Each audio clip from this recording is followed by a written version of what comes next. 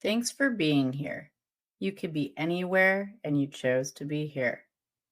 This is Lili, and this is Affirming Self.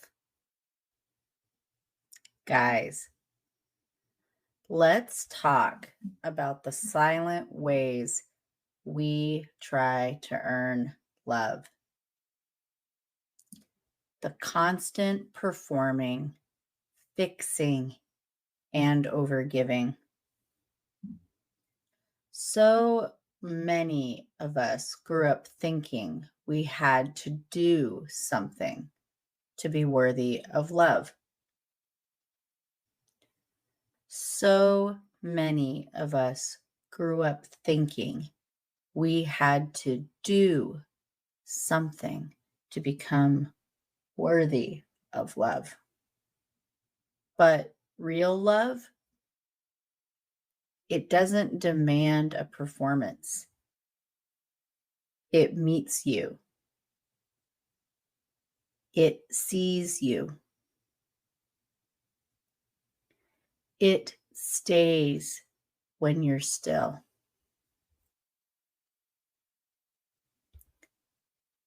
Trying to prove you're worthy of love is often just trying to outrun the parts of yourself you think disqualify you.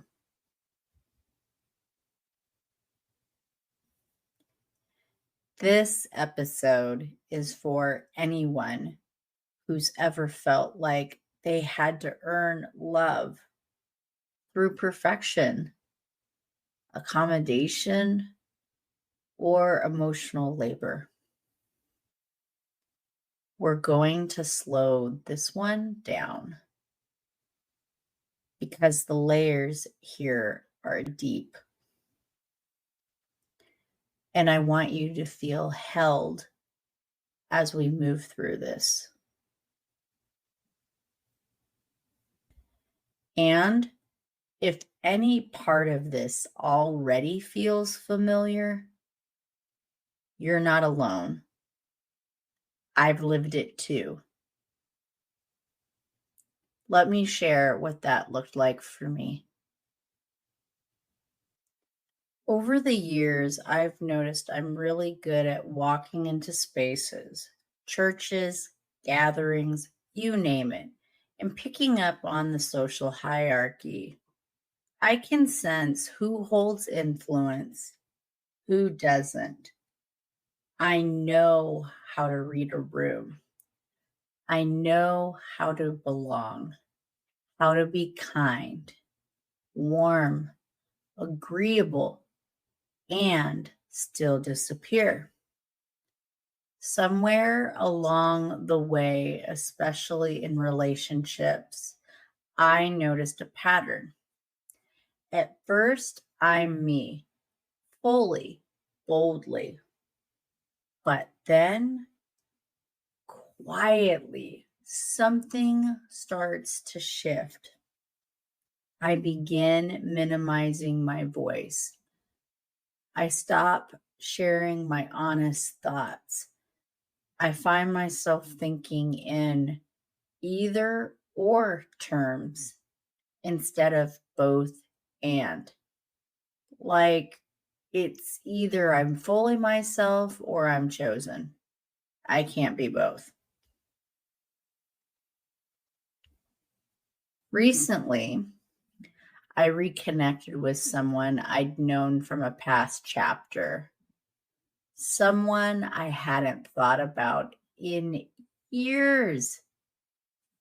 At first, there was a natural ease, a connection, a spark.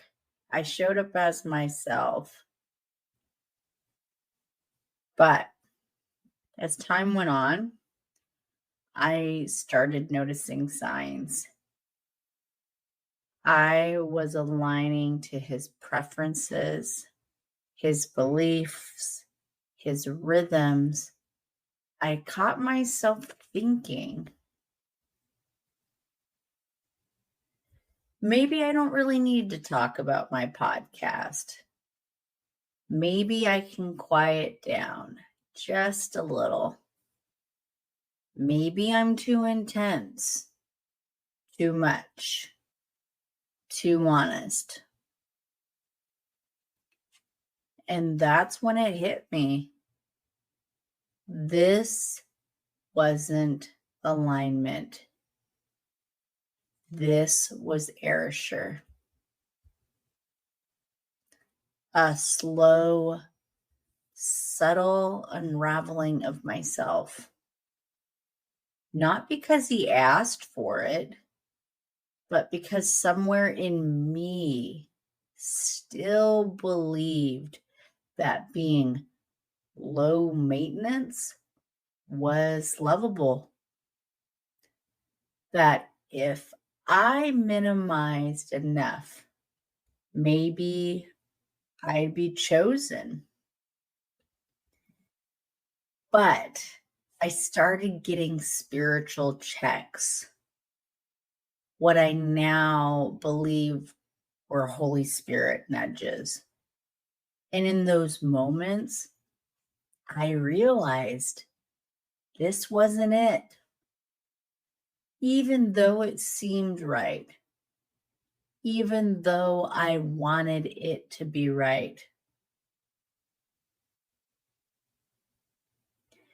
Later, the truth became even clearer. And instead of heartbreak, I felt peace, relief. Because if I had kept going, I would have betrayed myself again. I would have silenced the very parts of me that are most sacred. That version of me, the one that thought love meant compliance, she's been active for many years. She thought love was about being palatable, about not rocking the boat, about keeping the peace,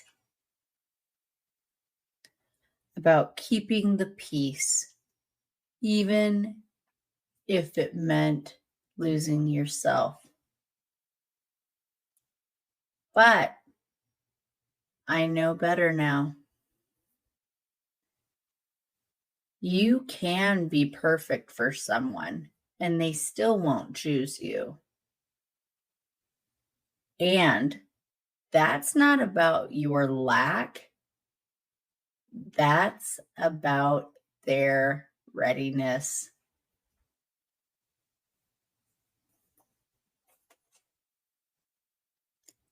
I'm still unlearning. I'm still unlearning all of this, but I'm freer now. I say more, I voice my needs, and I trust that real love doesn't require me to shrink. Because now I know the right connection won't ask me to abandon myself in order to be loved. Let's be real. This is where people pleasing sneaks in. It masks itself as being loyal, supportive, easygoing. But underneath it, it's fear. Fear of being too much. Fear of being left. Fear that if we ask for something, we'll be seen as a burden. So we overcompensate. We shapeshift.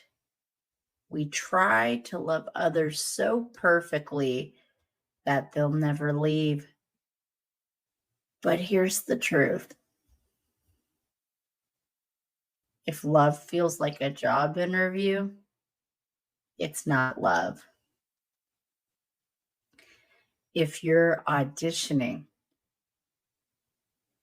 you're not being met. You're being measured. Real love doesn't make you perform. It pulls up a chair and says, rest here. You're home. And if someone walks away when you stop performing, that was never connection. That was attachment based on conditions. We are not here to perform. We are here to be. And the more we return to that, the safer love comes. Let's reframe this together. You're not hard to love. You just learn to survive by being easy to keep. And that makes sense. When love felt conditional, when safety was tied to being agreeable, unbothered, chill. Of course you adapted. But adaptation isn't the same as authenticity. The truth is, you don't have to shrink to be worthy. You don't have to silence your needs to be met. You don't have to audition for love that's already yours in God. The right love doesn't want you to prove. It wants you to be fully, messily, boldly, softly. Let this settle in the places where urgency once lived. Let it reach the younger version of you who thought love had to be earned.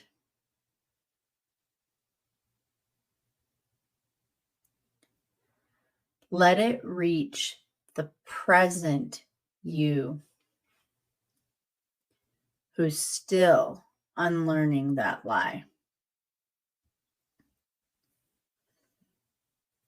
Because here's what's true now. We are not here to earn love. We are love. We are worthy, not because we're easy, but because we're whole.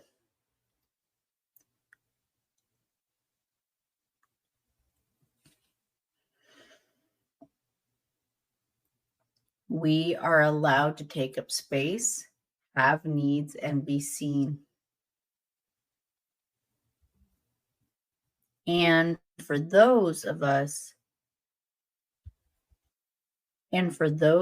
who are walking with God, love the Lord your God with all your heart and with all your soul and with all your mind and with all your strength. The second is this: Love your neighbor as yourself. There is no commandment greater than these. Mark 12, 30, and 31. That line, as yourself, says everything. Because we can't love others well if we haven't learned how to love ourselves.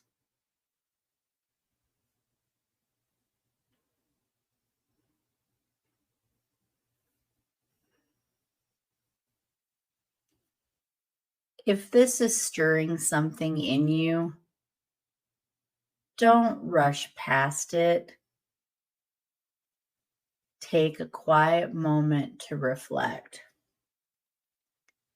You're safe here.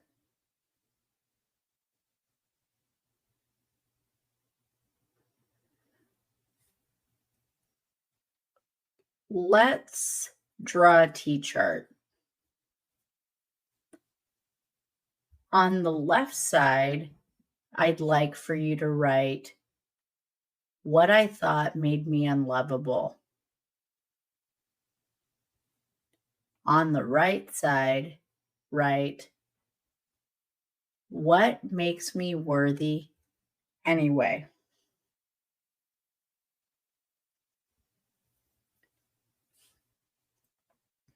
You may be wondering, I have no idea what this could be or what ways I think myself unlovable. Here are some examples. I was too sensitive. I needed too much reassurance. I was told I talked too much. Those could be on the left. Now, on the right, my sensitivity helps me love deeply. My desire for safety is valid. My voice matters. Those, again, are just some examples you could choose to write down.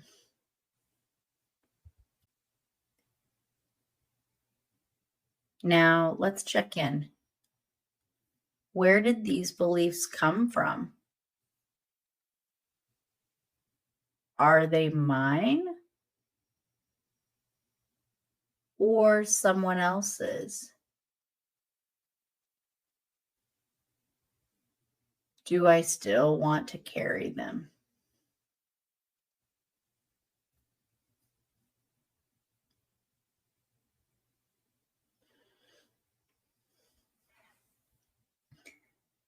Next, we're writing a declaration. Finish this sentence. I am learning that I am worthy of love even when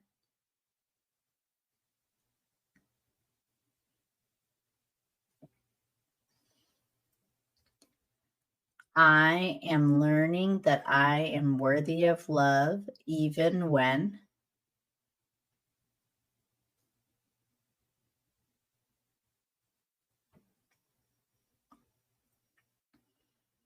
I am learning that I am worthy of love even when.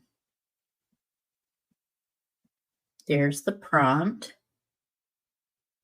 Here are some examples that you can choose to use or help you in crafting your own. I ask for what I need. I take up space. I'm not performing.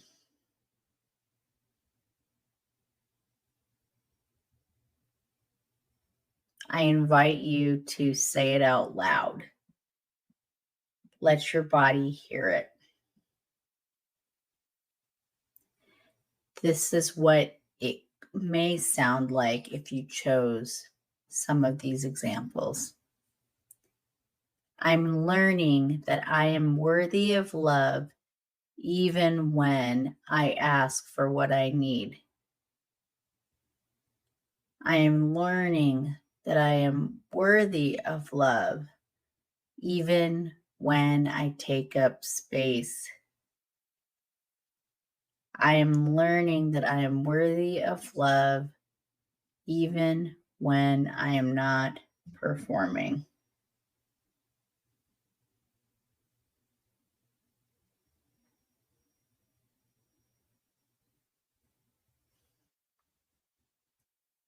There you go. It may take some time to sink in. I know I still get to have moments where I'm growing in this as well.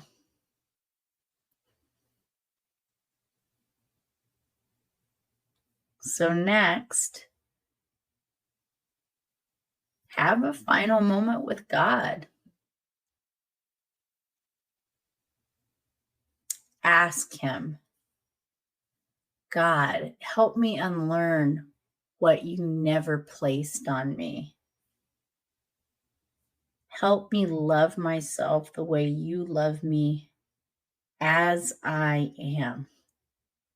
Not when I'm perfect, not when I'm easy, but here in this moment. Let His peace meet you there. He already calls you beloved.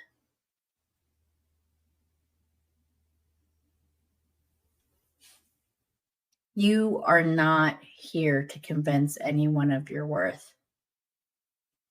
You are here to be witnessed, cherished, and chosen by someone who already sees your light.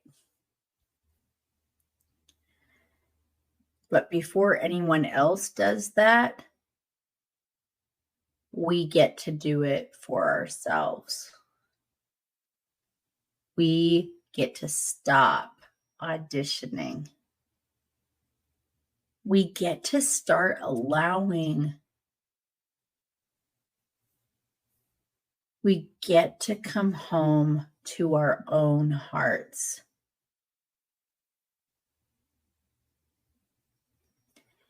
If this episode resonated with you,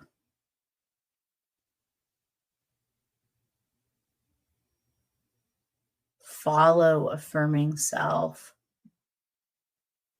on Spotify. Let's keep healing together. Thanks for listening. Really, thank you. You could be anywhere, and you chose to be here. This is Lili, and this is Affirming Self. Wherever you are in the world, whether it's morning, noon, or night, I hope you have a good day. Until next time.